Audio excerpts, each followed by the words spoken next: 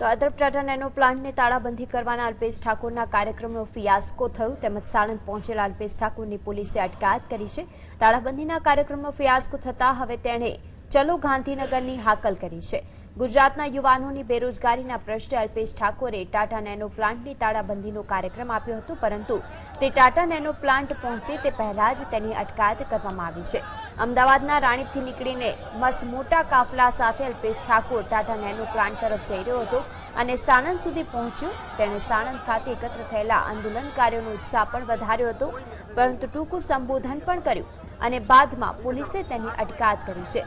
અલ્પેશ ઠાકોરે પણ પોલીસ સાથે ઘર્ષણ ટાળવા માટે અટકાયત વહોરી લીધી। સાણંદ પોલીસે અલ્પેશ ઠાકોર સહિત મોટી સંખ્યામાં લોકોની અટકાયત કરી, જોકે અલ્પેશ ઠાકોરે 27 તારીખે ચલો ગાંધીનગરની હાકલ પણ કરી। તાળાબંધીના કાર્યક્રમને લઈને મોટી સંખ્યામાં પોલીસ દળ પણ સાણંદમાં તૈનાત છે। એસઆરપીની ટુકડીઓ ઉચ્ચ પોલીસ અધિકારીઓ પણ સાણંદમાં તૈનાત હતા।